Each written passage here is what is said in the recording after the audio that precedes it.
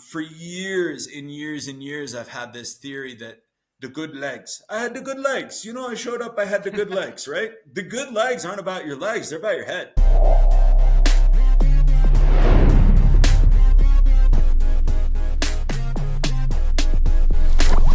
Let's do a quick intro, actually, in case there's a few people that didn't see the previous episode. We'll link to that, but also maybe people who don't know who Grant Holicky is. So Let's jump into it. Who's Grant Holicky?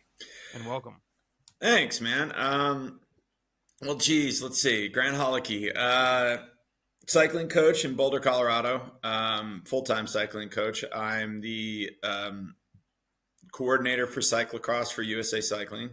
I've been coaching for 30 plus years. For a long time, it was swimming, and then into, sadly, a brief triathlon period, and then almost all cycling for the last,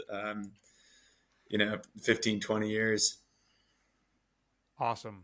I'm the owner and main coach at Forever Endurance. Fantastic. We'll put a link in the show notes for that if people want to look more at what you guys are doing. Let's actually, I had this down the list, but since cross has come up a couple times, you're going out with Bruner today, who's been on the podcast. Yep. I find cyclocross, it's obviously such a dynamic discipline. It's just totally different on its own. There's so many aspects to it. When you look big picture, what's the most important training for cyclocross? Well, it's a really good question. And I think you're right. Cyclocross is such a different discipline. And probably the closest thing that we would compare it to would be like mountain bike XCO. But even that, there's major differences because, an XCO effort, you're looking at 2-minute efforts or 1-minute efforts on a lap, on a climb, something along those lines. But you have a brief recovery and then you're still on the gas. Cyclocross, some of those efforts are measured in seconds. And we'll joke that you'll get done with a cyclocross race and you look at TSS and it's not representative of anything you did in the cross race because you can't even keep up with the micro accelerations that are going on in a cross race. And it's hard for any system of measurement to understand that 2-second efforts matter with torque and with effort. So it's a different discipline. And then you combine the running, you combine the off the bike stuff, you combine mud that changes the cadence and the torque and the requirements of strength. There's just a lot going on there. And I think the training for it gets very dynamic as well. You have to train in every energy system there is. And I think this is part of why I'm drawn so much to the high energy systems and VO2 max work and sprint work, because what we do in cross requires that. And all the other things apply. You need a solid base. You need a solid amount of work and threshold and just below threshold and all the other energy systems that we talk about in every discipline of bikes. But with cross, you definitely need to live well above. And from the psychobiological model of it, from how it feels, and what you're thinking when you're sitting there doing a 20-second effort, full gas from pit 1 to the top of a flyover, and everybody in front of you is standing and it's full gas every lap. You got to emotionally and mentally be prepared for that too, because, you do that on the first lap. Now we come in the second of 8 laps and you got to do it again. If you're not doing that in training, it's tough to convince yourself you can do that 7 more times.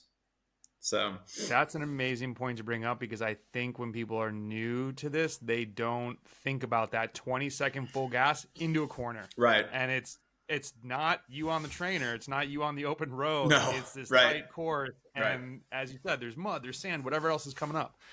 You mentioned torque a couple times. Do you think that cross athletes need to do specific torque training, or do they just get that from the natural terrain of the riding and racing they're doing?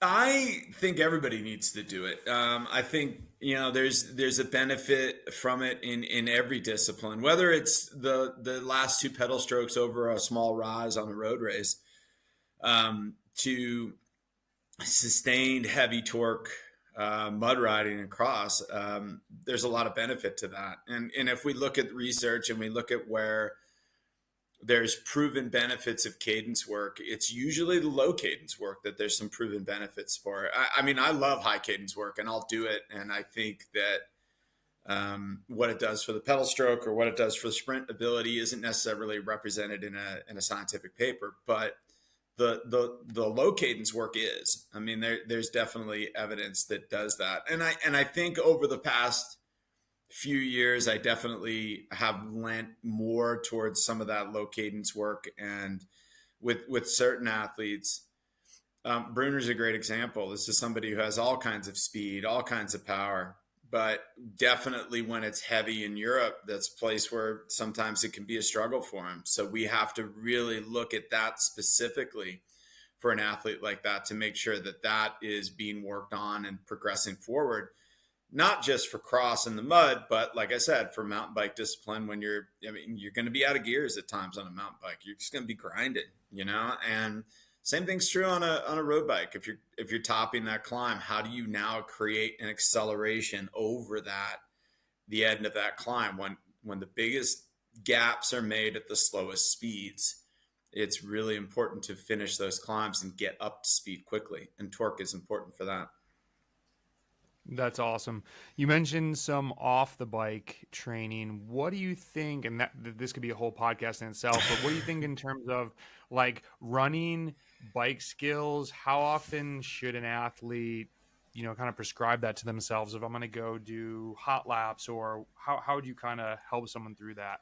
Well, running, I think is I use running year round for non-cross athletes. I think that what it does for a cyclist posture, even walking, just getting in that tall, hips forward position where we're almost never are. I mean, we're either on the bike or we're doing what we're doing right now, sitting. And so we're shortening the front of the body through the hips. And it's easy to lose some of that elasticity through that position. And that's something we need when we stand on the bike, when we're looking to sprint, that snap. So I like walking and running. I like good posture off the bike. And then one of the things that I'll use early in the season for all my cycling athletes is uphill sprints. We're looking at something where the foot is in contact with the ground a little bit longer, where it's a strength move in not that different of a position than what you would be doing on a bike. The foot's in contact with the ground longer. It's more strength than just pure running. And even if it's just for the lower extremities, we're talking about a little bit of help for the bones. We're putting pressure on the body. We're putting pressure on the skeletal system. And so more likely to lay down a little bit of calcium and maybe less likely for breaks. And I don't know if it's going to help the collarbones that much. I mean, that's what strength works for. And that's why it's relevant. And thank God we're seeing a move in cycling away from be as skeletal and tiny and little as possible. And because it's just not the right place for people to be. For a lot of people on the bike, I'm 180 pounds. If I'm 175, things are just not right. I just can't pedal a bike the same way. So I like that off the bike work across the board.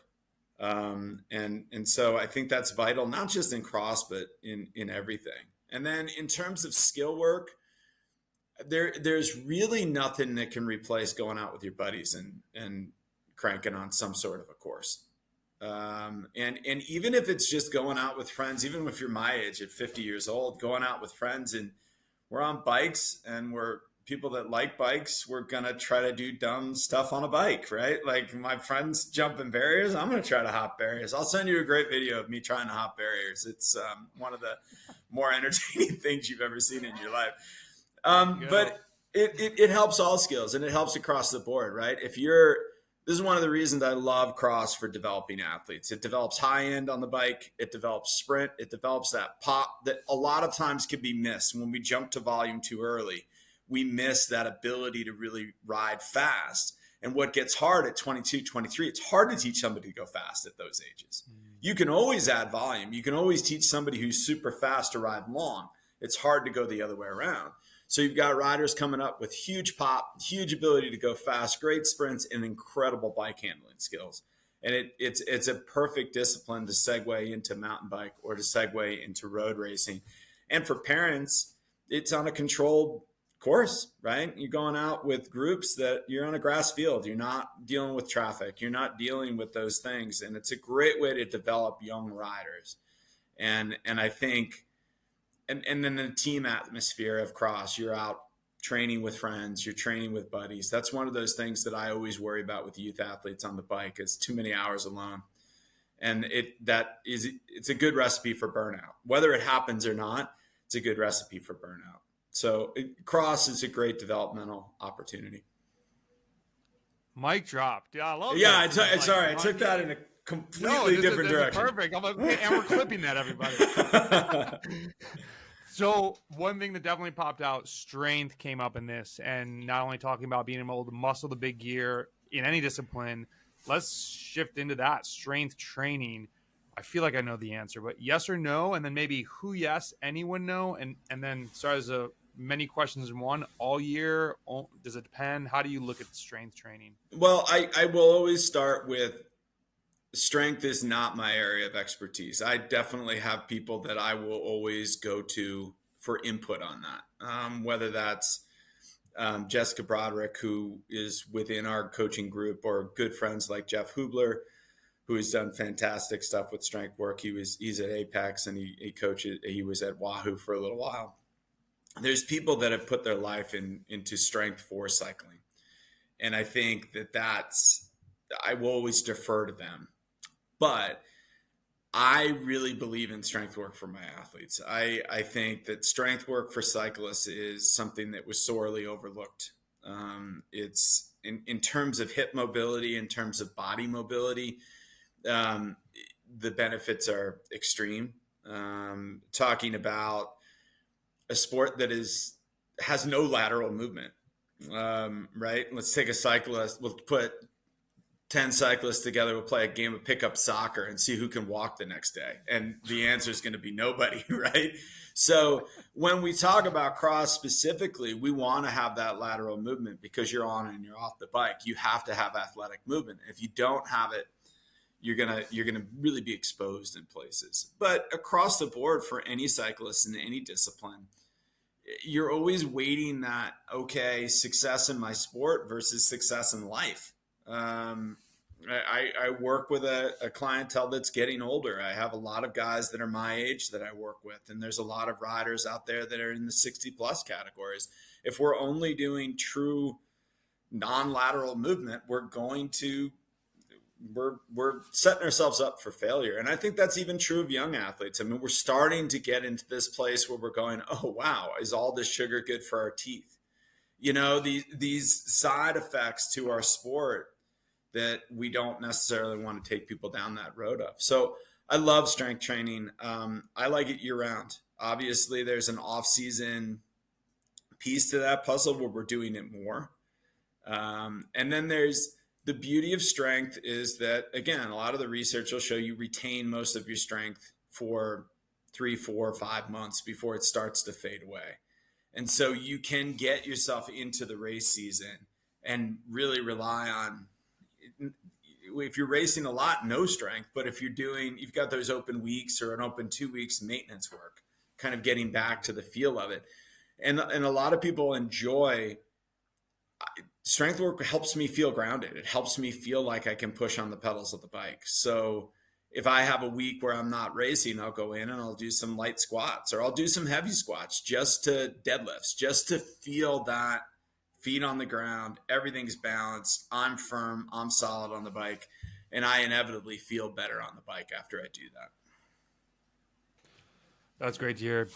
Big fans of strength over here as well. Is there anything, without having to get nitty gritty, and maybe this is something that you lean on, Jessica, and I forgot Hubler's first name, but Jeff, yeah. Just Jeff, traditional things like squats, deadlifts, maybe a push and a pull, or is there anything outside of that realm that you think athletes should be looking for?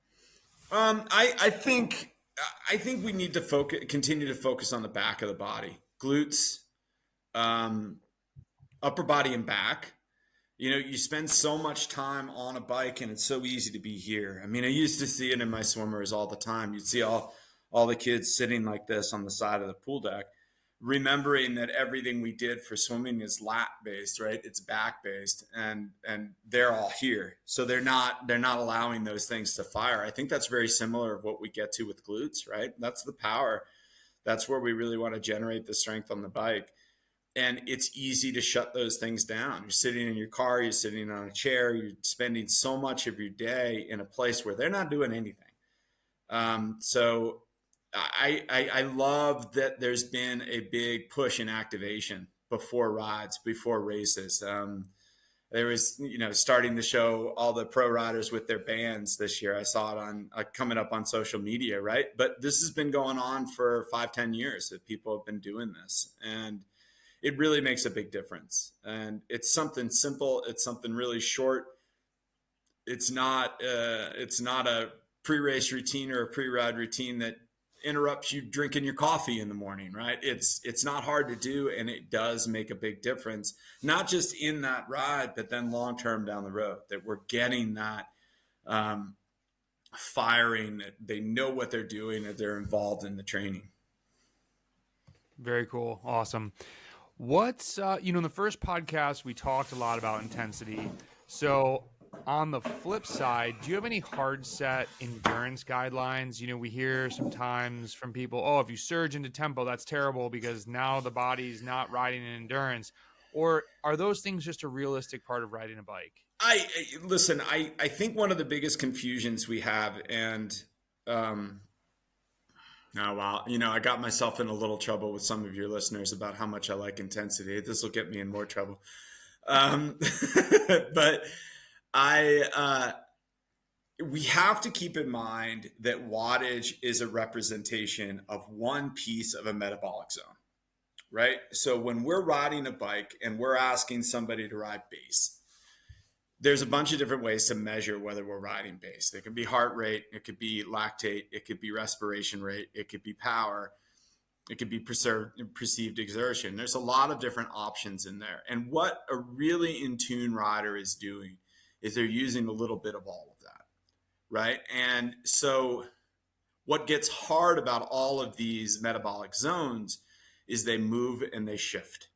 They can shift and move within one ride, and they can shift and move within a training plan.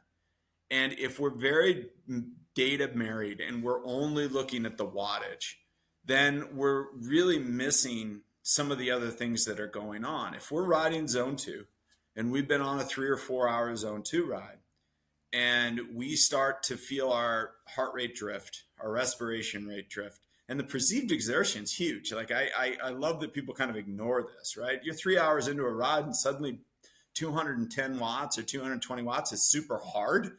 Slow down because you're no longer in base. But just the simple reality of everything is you are never in one metabolic zone only. You are never using just aerobic. You are never just doing this one thing. We are constantly in all of those zones all the time. So you can have a focus on one thing. I want to be through this period of time. I'm going to build the FTP. I'm going to build the LT. I'm going to build what I can do on that. And I may do it by, as Jim Miller at USA Cycling says, I may do it by pushing. I may do it by pulling that LT up. So pushing means I'm going to spend a lot of time in base, maybe a little time in tempo. I'm going to push that threshold up. Or I'm going to spend a little bit of time just above it, and I'm going to try to pull that LT up. I always thought that was a great way to describe it. But regardless, it's never perfect. So you're always in and out of these zones. What I worry about for somebody when we're prescribing base is that if they're continuously, if they're, always drifting into that tempo, if they're always drifting into that zone that's a little higher, they're always sliding above LT1. Physiologically, this will get me in trouble, but physiologically, there's not a huge difference between what we're doing in base and what we're doing in low tempo. If you're sliding over and under that LT1 line, it's not a huge difference in what's happening physiologically in your body. What the huge problem is the fatigue. right? If you're spending a ton of time in tempo, you're fatigued and you're going to struggle to hit that threshold workout really the way you want it. You're going to struggle to hit VO2 max. I can use myself as an example. I'm 51 years old and I go out on um, Wednesdays with our group ride in town, and it's Brunner and it's Cade Bickmore and it's Noah Granigan and it's these guys I have no business riding with. And I maybe it's a little bit of pride, maybe it's my group ride, so I spend a lot of time on the front.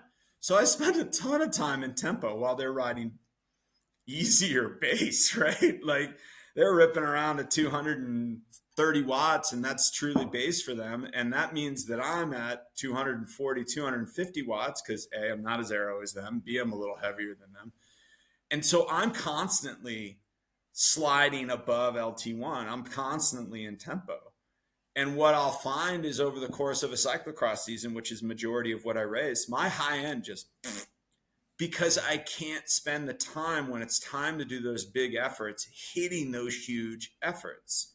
And lo and behold, where I am inevitably have a decent part of the season is when we go into nationals and I go through Thanksgiving where I go up to Montana and we fish and we hang out and we relax, or I'm traveling to Europe and I'm coaching for World Cups where I barely ride the bike and I recover. And then suddenly I've got this high end that's jumpy that I didn't have before. So I think that's the biggest danger for so many people, right? Is that we're so married to watts. We're so married to what we're doing in terms of what does that say on the power meter that we forget that there's a whole lot of pieces of this puzzle in a metabolic zone that we're ignoring. We're ignoring perceived effort. We're ignoring heart rate. We're ignoring respiration rate. And they may be all telling us that, no, this is too hard. And we're ignoring it because we're so married to watts. And that can happen at any zone, right? That could happen at threshold. That can happen in a race. That, there's a reason these guys in the tour are staring at their power meters 4 hours, 5 hours into a race on a climb. They're not staring at the same threshold necessarily that they thought they could hold in the first hour of that race. And I'll end this with one more story. I go do these gravel races, and I always kind of think it's hilarious because we'll go out and we're at altitude in Colorado. We'll go do a race like Bighorn Gravel, which is this great race up in the hills in Colorado, and it's 89 miles, but it's like 11,000 feet of climbing, and you crest out at 11,000 feet. It's gorgeous, beautiful riding. Jake Wells puts it on. It's a fantastic race. Well, you hit this first climb and you're in gypsum and you're already at 7,500 feet, and it's this like 7-8 minute climb and people are nuking it. And I'm looking down and I'm like, wow, I'm at 280 watts and we've got 5 hours to go. Like, I'm good here. Maybe I just suck. Maybe these guys are just so much better than me. And then you hit this climb that's no joke, 2 hours long, and people just start shooting back. And what amazes me is like, these are the same people that are staring at that power meter day in and day out. They know exactly what their threshold is. They probably know exactly what LT1 is. They know exactly what all those numbers are. And then they get into a race setting and they throw it all out the window. Like, this is my threshold. I'm going to go ride threshold. Well, okay, you can do that at the beginning of the race, but you're not going to be able to do it at the end. Or you can back off it at the beginning of the race and you might be able to do more of it at the end. So, we have to take all of that information in. And it can't just be the number. Wow, that was a long way to answer that question. That's good. And I've never heard the term data married, but I absolutely love that because it's this hyper-focused thing that athletes can get into, especially when they first get a power meter. They start training seriously. So obviously, the takeaway I think for people is, don't be married to this one metric. But would you also say then, from what I was hearing was, don't hyper focus on one ride. It's the trend of, are you always going into tempo? Are your endurance rides actually tempo rides? Like, stay away from that. Yeah. And that's huge. And I think, it's great to hear. I think it's really, really awesome to hear how much attention's gone around Pogačar and how much time he spent in base. The dangerous thing is that he sits there and goes, well, this is my base. And we're all sitting there going, oh my God, that's the most incredible base number. But he, even in that podcast where he talked about that, he talks about a difference between his flat base and climbing base. And he says, I'm higher when I climb because it's on and off and it's up and down. But I love that attention that's been put toward base because it's so important. That's how you push the numbers up. And despite how much I like intensity, you can spend a ton of time at base. You're spending 90% of your time that you're riding a bike in that lower zone because that's where you get aerobic efficiency. That's where you get capillarization. That's where you get this fitness gain in general. And it's super important to spend that time there. But yeah, it's crucial to know what that looks like for you, right? And then I'll play devil's advocate. If you're a master's athlete and you have 12 hours a week to train, it's really, really hard to justify spending 11 hours of that in base and think you're going to go be prepared to race a bike. That's where you have to find places to put it in intensity. So, so much of what we take from a training perspective and so much of what we hold on to from a social media perspective and so much of what we talked about in our sport and in coaching, unfortunately, is shaded by World Tour athletes. And World Tour athletes are doing 2-3 week tours over the course of the summer. Of course, they need a shit ton of volume. Sorry for my language. Of course, they need a ton of volume. Of course, they need a ton of time at threshold because they're doing these huge climbs. Of course, they need these things. There's no way around that. But for the average cyclist, and even the domestic pro cyclist, that's not what you're preparing for.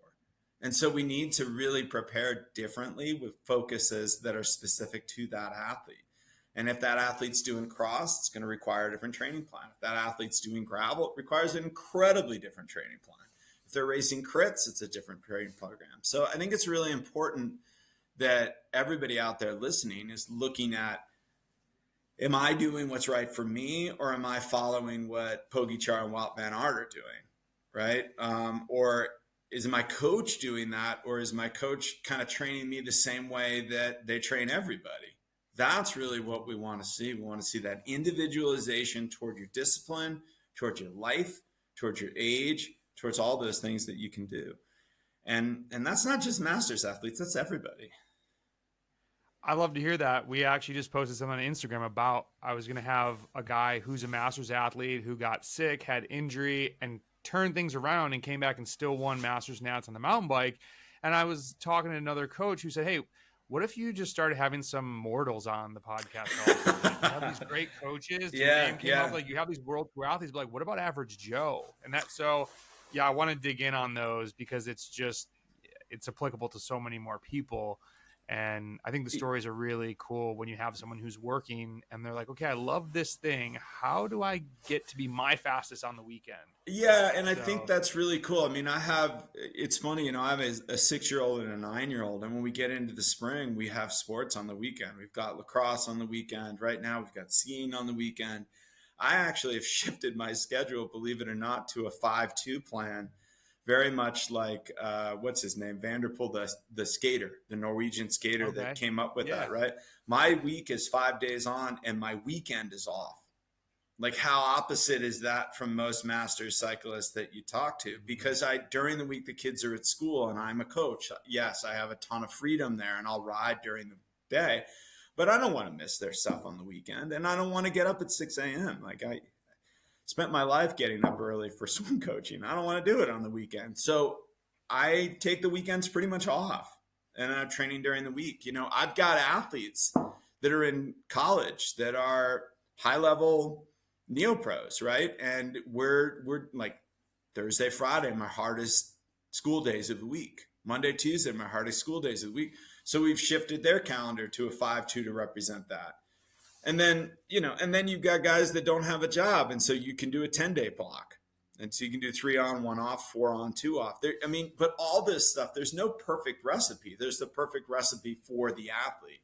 And I think that's crucial. I have a master's athlete he was 6th at Masters Cyclocross Worlds. He was a former national champion in Cyclocross Masters. Dude finishes cross season and spends 3 to 4 months off the bike. every year doesn't ride. He'll run, he'll do uphill skiing, he'll do this, but he's created this thing in his mind. It's like, this is my 90-day break. And sometimes it's shorter because he's just like, dude, the weather's great, I want to ride a bike. Sometimes it's longer because the snow's great and he doesn't want to ride a bike. But this guy's winning nationals. He's at an incredibly high level for a 50-year-old athlete, and he's taking 3 months off the bike. We have to change that perspective of what is perfect training. That perfect training is for the individual. Doesn't matter if they're a master's athlete, amateur athlete, or pro. You have to find that way to make it work. Noah Granigan took a full-time job this year. He's working at Stages as an engineer. So how do we build in training for a guy that's now an engineer that races bikes instead of a dude that just a year ago was a bike racer that did some engineering, right? So those shifts are really important. I hope everybody heard the word individualization there somewhere. And if you feel like you're on a cookie cutter something, look elsewhere or start learning and apply that to your own training. That is huge takeaway. Yeah, I have to agree with that. And I think, and it's a challenge for all coaches. And I would almost challenge coaches too, that even those of us who believe strongly in individualization, it's easy to fall into a place where we're getting a little redundant with an athlete. And that's why it's important to have those meetings and have those conversations every once in a while that say, where do you think this is going? What do you want to change up? What do you want to do? Coach athlete relationship has to be a partnership. You're walking together. And when we fall into this place that it's top down and we're relying solely on that coach to tell us what to do, I know how great that feels. I've been that athlete. That when you're a college athlete, and I didn't want to think. I didn't have a brain to think, right? Like I was studying, I was partying a little too much, and then I was swimming and playing water polo. I didn't want anybody to like, what do you want, Grant? The only time that came up is when we were super tired and we felt like we were on the edge. Grant is the captain, go talk to the coach and see if we can get a little bit.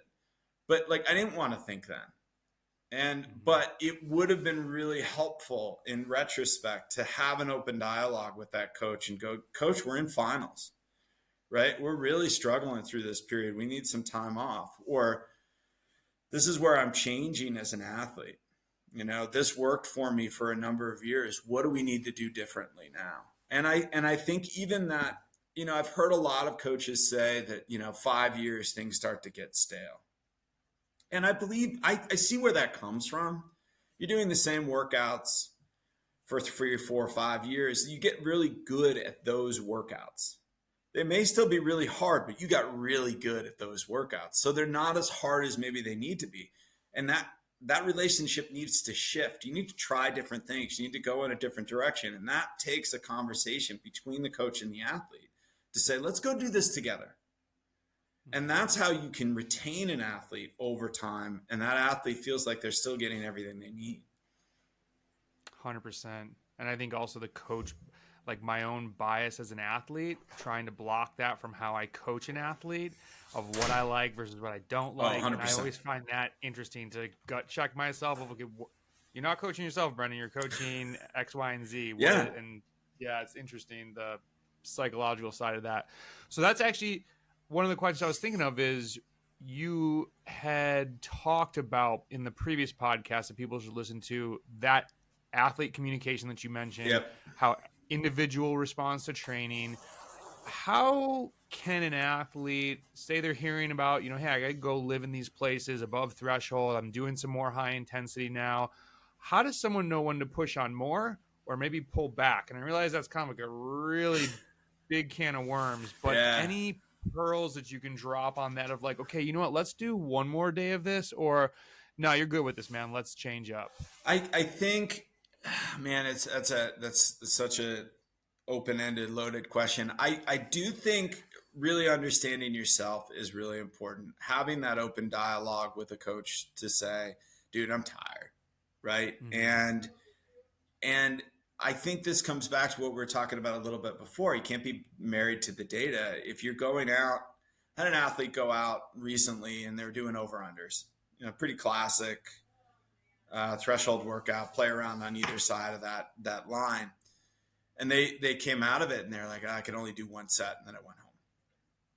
And like, I just don't know if I'm ready for that workout this time of year. And my mind kind of went, yeah, you're ready for that kind of work. You just went too hard. Like, lower the watts down. Like, let's have a smart representation of this time of year.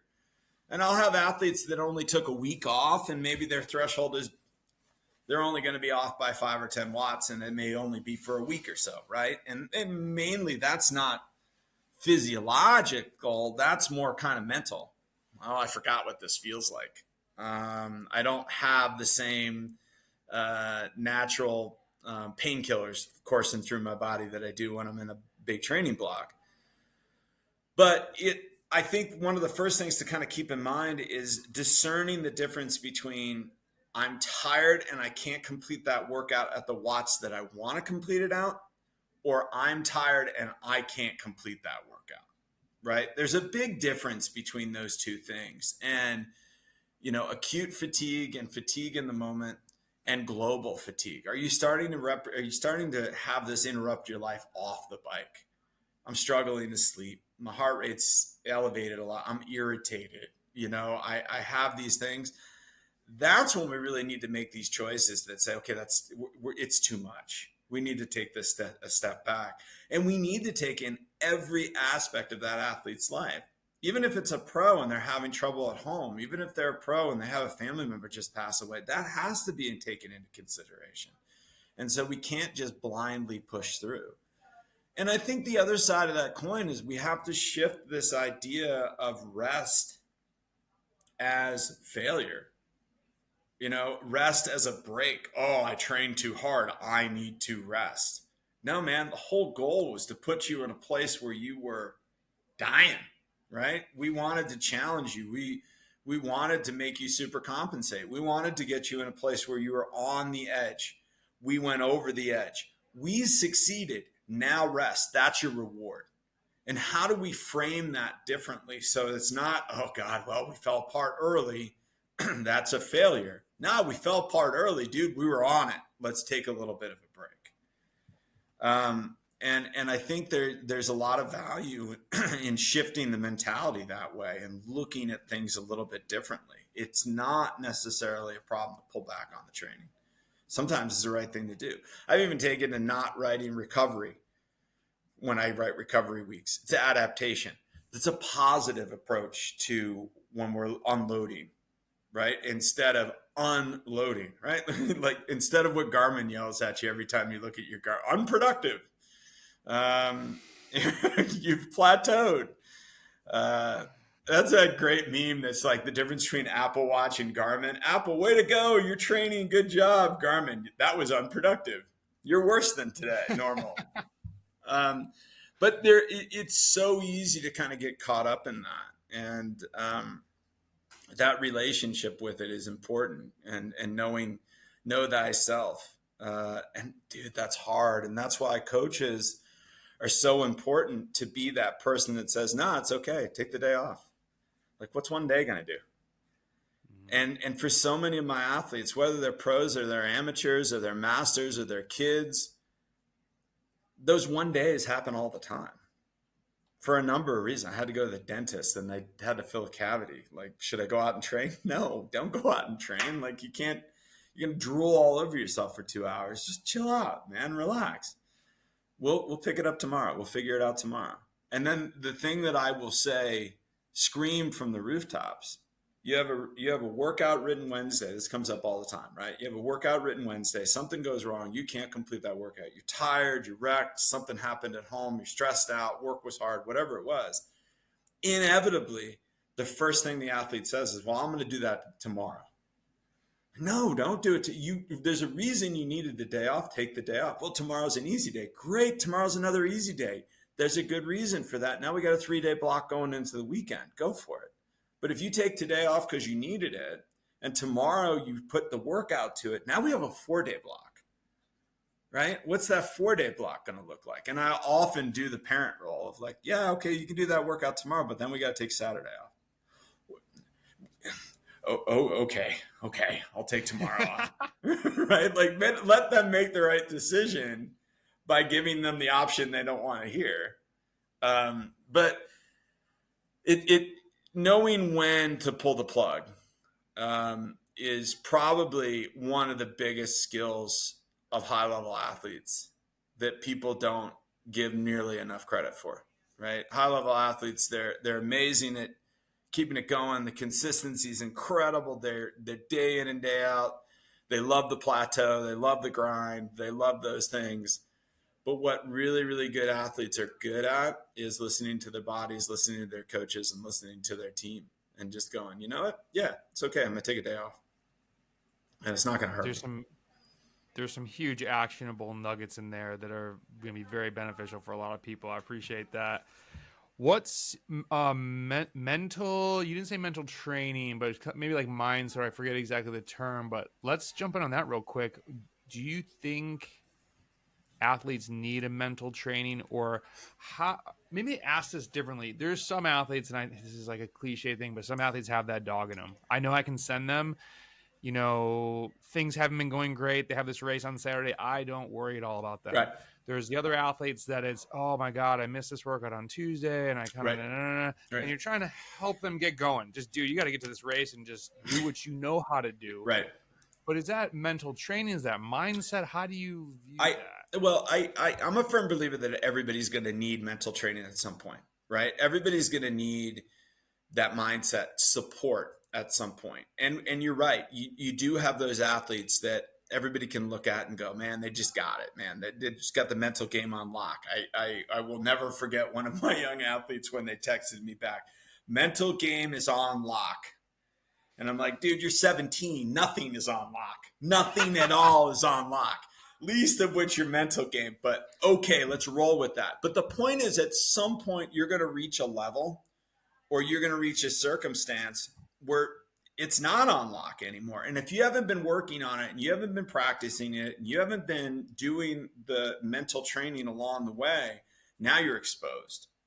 Right. And for some athletes, that may be world championships. And suddenly you get to world championships and you look at the truss and you look at the fans, and there's 40,000 people at Northern France and you're racing at Cyclocross Worlds.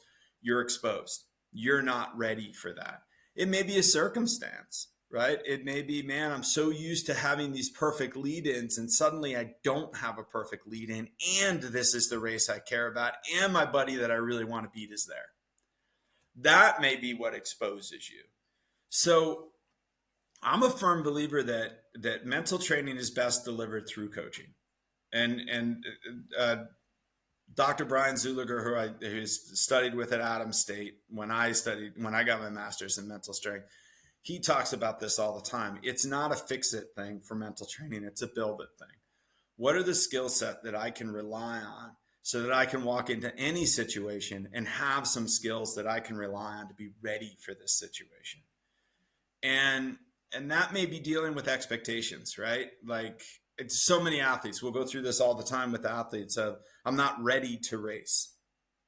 Well, what's ready? Well, I want the training and but what's ready? You want to be ready to be able to win? Well, yeah. Okay. Mark Cavendish was the greatest sprinter in the world for a 5-year stretch. And he probably won what, 50%, 40% of all the sprints he went to the line in. So just because you're ready to win doesn't mean you're going to win. So why not go to some races we're not ready to win and get crafty? How do we figure out how to do that? And racing, some of the best training there is on the planet. We'll never push ourselves in training like we can push ourselves in a race. I mean, this blows me away from me all the time. Like, I love the trainer, right? I'll go downstairs and I will crank out a workout on the trainer. I think it's the swimmer in me. It's the dad in me. It's the limited time. I got an hour. I'll just do something brutal on the trainer. I hate Zwift racing. I think it's the dumbest thing on the planet.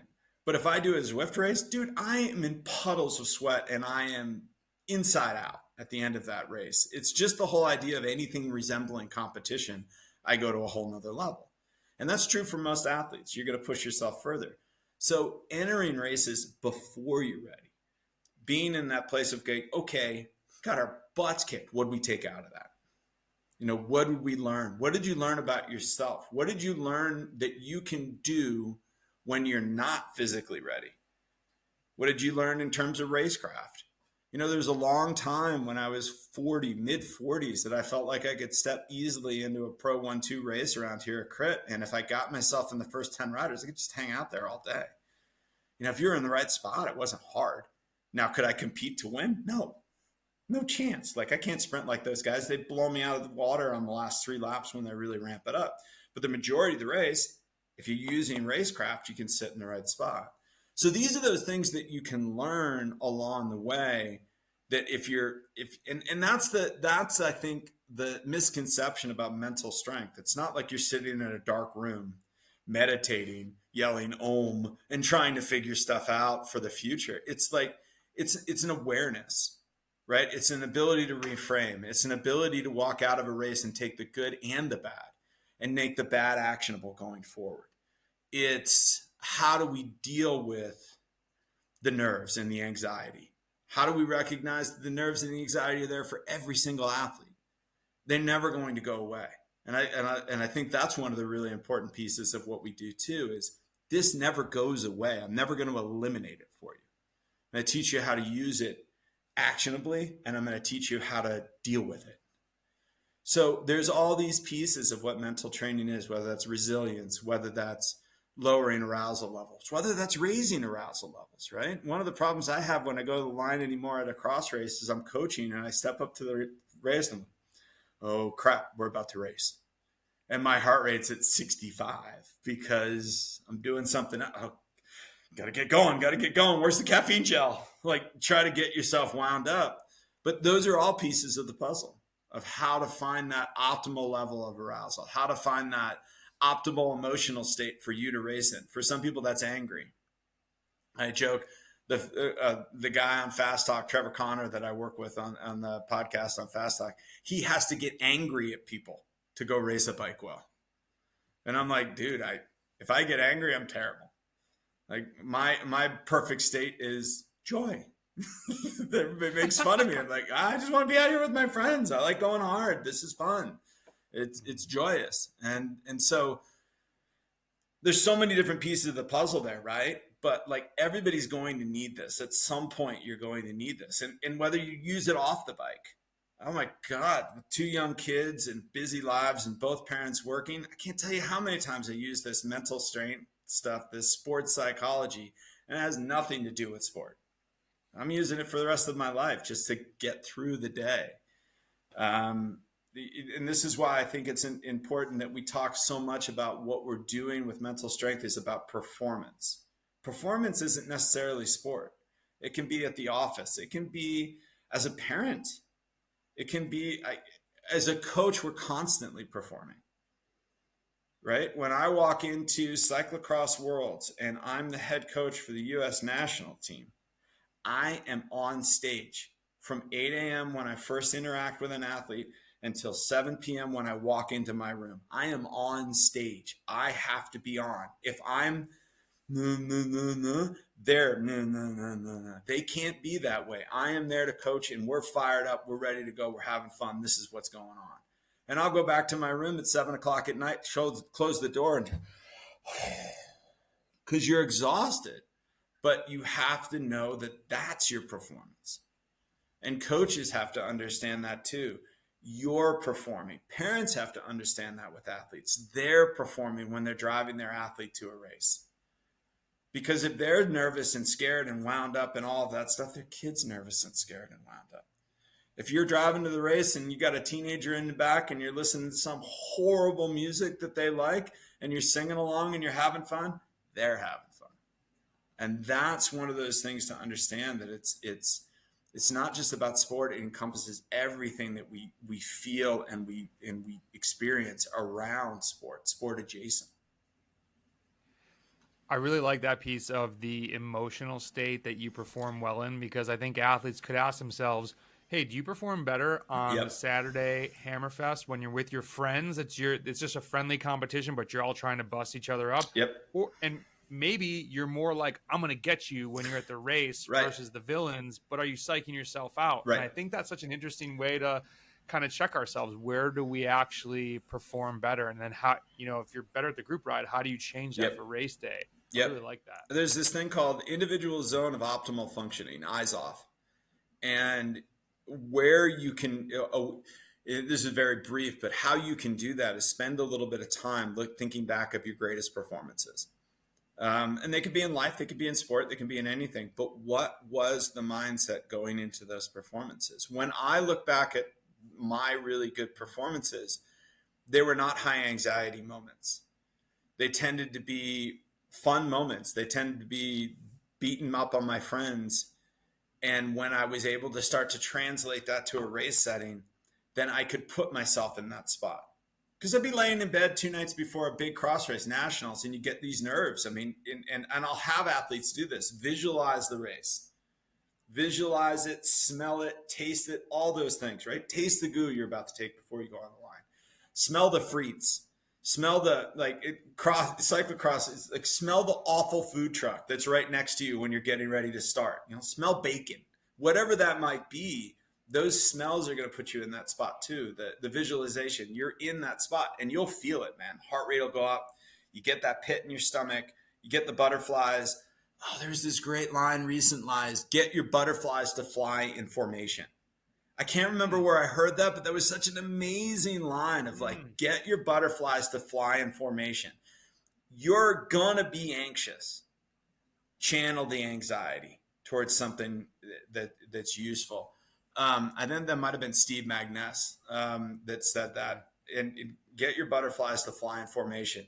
But that idea is, how do you do that? What's the best place for you to be? And so even when you're visualizing that race 2 days before, and now your eyes off, your optimal zone of functioning, put yourself in that optimal zone of functioning while you're experiencing those nerves.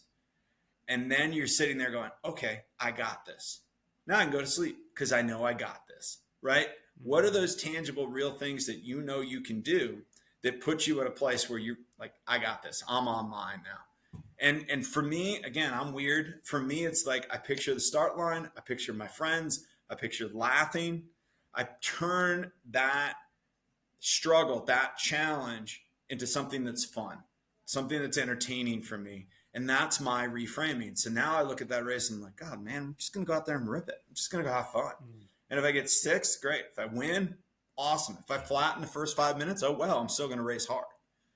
That's where that shifts that mentality from a results-based, performance-based, outcome-based mentality to here's the process, here's the overall experience. This is what I'm trying to experience. This is why I do this, right? If someone's listening and doesn't believe what Grant's saying, I would double down on the challenge of when you're going to a race and there's some hitters there, visualize yourself actually winning. Like they're behind you, you're about to put your arms up. I'm like, ooh, I feel anxious doing that. Oh yeah. Almost at first, I can't believe it's going to happen. Yeah. But if you can't do that the day before and you're not even racing, you're sure as hell not going to do it on race day. Well, and so yeah, that's huge. And the other side of that is even picture everything going wrong. One of the things I said to, I don't know if this helped, and you can have him on again later and ask him. Bruner, before Nationals in 2023, which was Louisville, we were talking about doing the visualization of the positives, but I also was very adamant, visualize something going wrong. I want you to visualize a flat tire. I want you to visualize a mechanical. What are you going to do after those? Visualize yourself staying in that race mentally. Visualize those pieces of the puzzle. He crashes, drops a chain, bike goes into crash mode.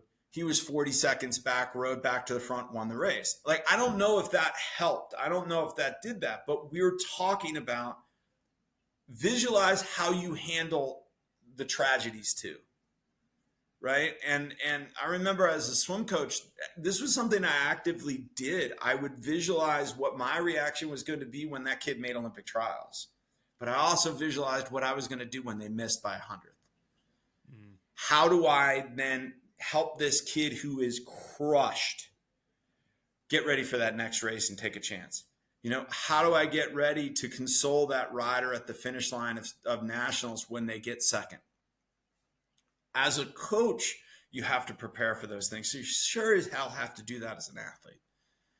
And I think a lot of times we get in this mentality is that if I visualize something going wrong, I'm going to make that happen, right? I'm going to incarnate that somehow and it's going to be wrong. Like, no, you're actually, those nerves, this is Buddhist meditation. Acknowledge what is coming through your head, recognize it, just let it go, right? I'm angry right now. I'm fired up. I'm mad. Time to let it go. Yes, it's real. It's relevant. I'm nervous as hell. Yeah, real. That's relevant. What's my race plan?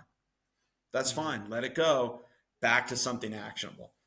And when you can work around things that are actionable, real, and logical, then your mind can go to an actionable, real, and logical place. Otherwise, it's just emotions hijack everything and you're gone.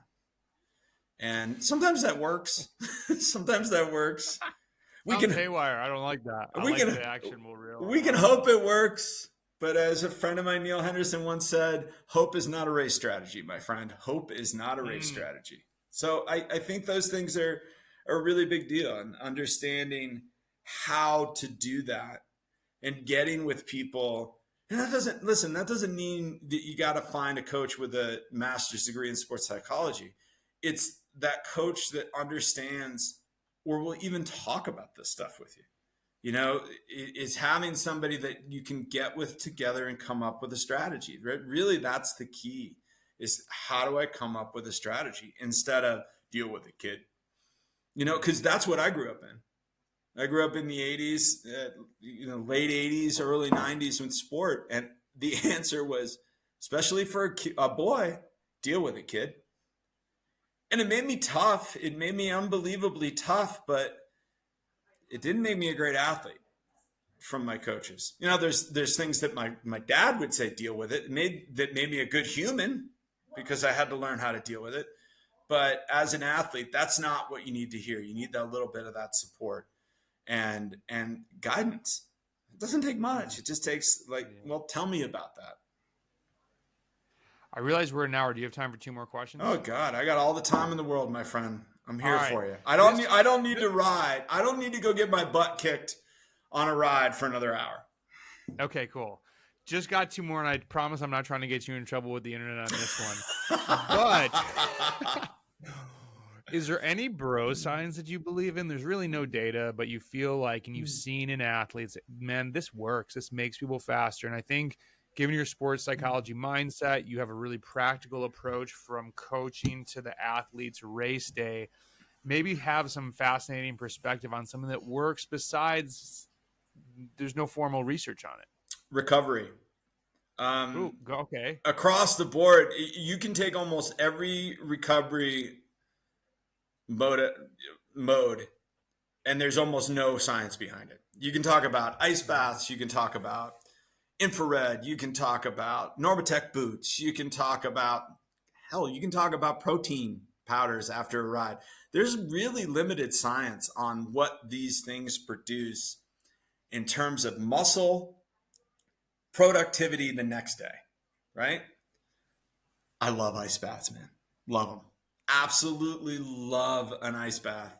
And there's no science behind ice baths making you perform better the next day.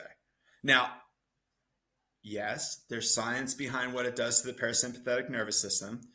It's science behind lowering the core temp so that you can maybe sleep better. There's some adjacent things that help on that. But when they study musculature and performance of those muscles the next day, there's no benefit to an ice bath. I love an ice bath. And for me, it makes me feel better. My legs feel better the next day. And if they feel better, I feel better. Normatec boots, I think, fall into that same category. I don't know that there's a ton of Normatec would probably trot out some great research that says that here's how they benefit you. But I don't know that there's a ton of benefit to Normatec boots. But athletes love them. They feel better after they go through them. So like that recovery practice that you have, that recovery habit, if that gives you confidence that you can wake up the next day and rip it, do it. Like that's so much of what And what an industry, right? What a bro science industry recovery is. But it really, if it works for you, it works for you. There's really no way around that. Mm-hmm. And there are some adjacent things that, like, and this is where I get back to the real science, right? It's like there's some adjacent pieces to these things that really can make a big difference. If you can get your parasympathetic nervous system to kick in, you're going to sleep better, which means you're going to recover better, which means you maybe 3 days, 4 days down the line, you're going to be performing better. That's really hard to measure in a lab. Mm-hmm. But let's never forget, in any lab setting, it's not all 100% actionable, right? 4x8, unbelievable. Dr. Seiler has come up with that is the perfect threshold length of time. That's what you want to do. You want to do 4x8, and you can go to 5x8, and that's like this 8 minutes, 8 minutes, 8 minutes. You tested all these different things. 8 minutes was the best one. But I hadn't seen the paper, but you have 20 participants in that study. 12 of them got better. We've got great results. Great results. That's the way to do it. Nobody ever talks about the 8. There's another 8, and 4 of them didn't get better, and 4 of them got worse. And this comes back to that whole idea of individualization. And this is true of some of that recovery stuff too, is it may work really, really well for some people because of what it can do adjacent to recovery. What does it do with sleep? What does it do with core temp? What does it do with how you feel? All those things. So I love an ice bath, man. Love an ice bath. Me and Joe Rogan will ice bath it up all day long. Love myself an ice bath.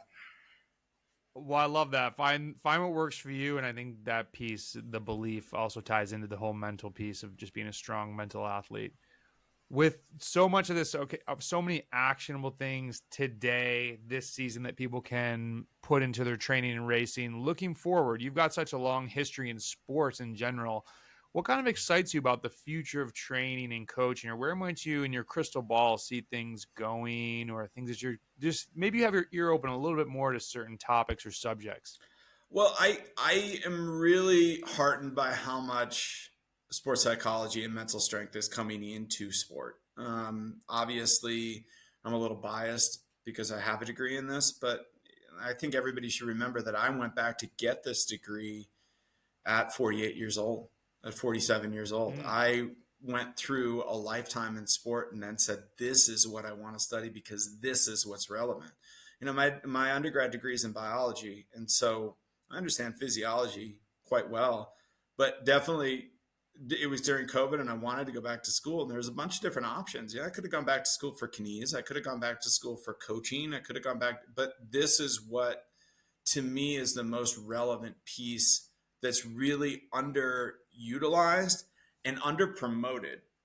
I think what's misunderstood is every Major League Baseball team, every NFL team, every hockey team, they have a mental performance coach. Every single one of them has one on staff. So if the big sports in the United States have every single one of them have somebody on staff, I think there's a reason, right? And that's not a therapist. They all have therapists on staff too. They all have, true psychiatrists, true therapists for life on staff, but they also have sports scientists on staff. So I think there's a huge piece there that is just underutilized. And we don't understand how much work is going into people being optimal in terms of their mindset. We're going to optimize everything else on the planet, right? Everything else. We're going to optimize our sleep. We're going to optimize our macros. We're going to optimize our food. We're going to optimize everything on the planet. And then we're going to just hope our brain's right on race day. For years and years and years, I've had this theory that the good legs. I had the good legs. I showed up, I had the good legs, right? The good legs aren't about your legs. They're about your head, right? Look back at a race you won. Look back at a race where you just smoked your friends. Everybody will say the same thing. It didn't hurt. I was crystal cranking, man. I felt great. No chain, all those things.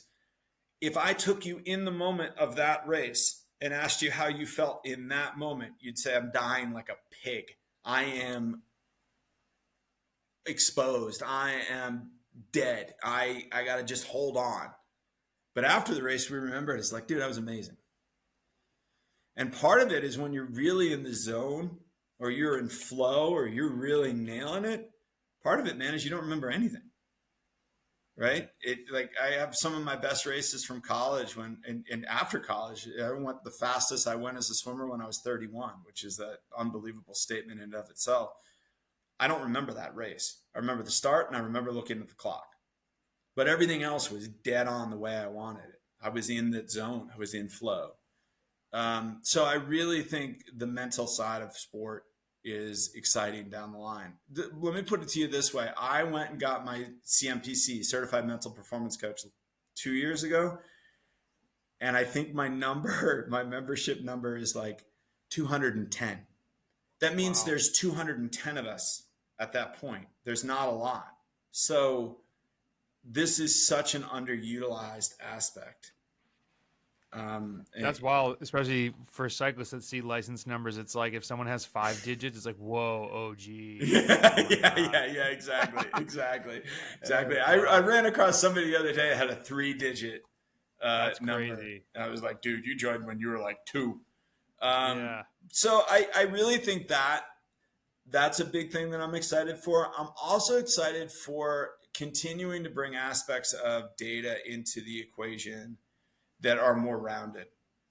So when we can test somebody and we're able to test everything that's going on, not just watts, not just lactate, you're able to do every piece of that puzzle. And there are people that do it now very, very well.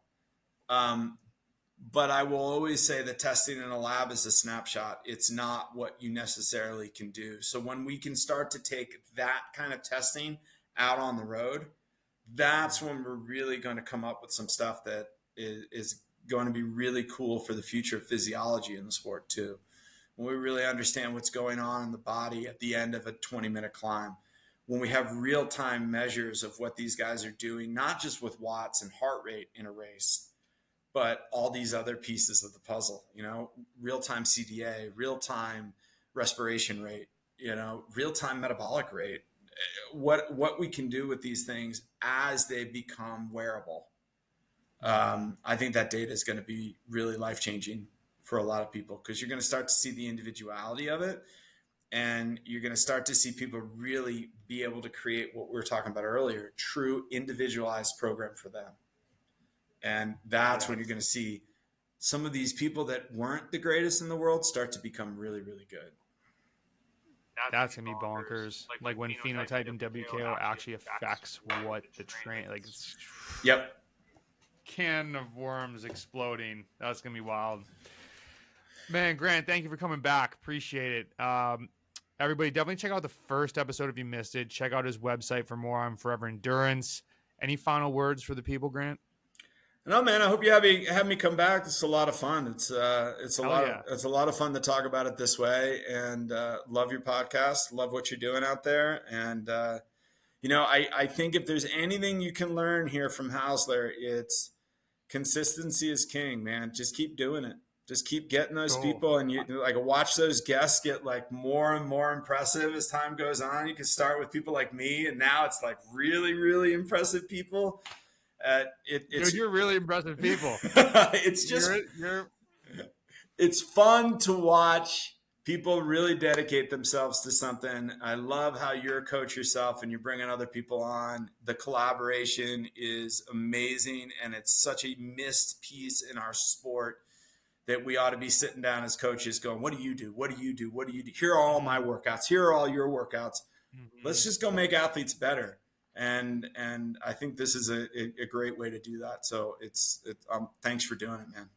Dude, thank you so much for those kind words. And actually, this is a thought for the next podcast. Everybody, leave your question in the YouTube comments or on Instagram or something. Get a question to me that you want to hear Grant talk about, and we'll hit that on episode 3 at some point.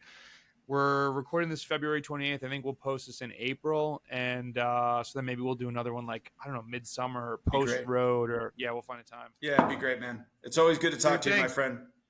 You as well. Everybody, good luck with your training and racing. We'll talk to you soon.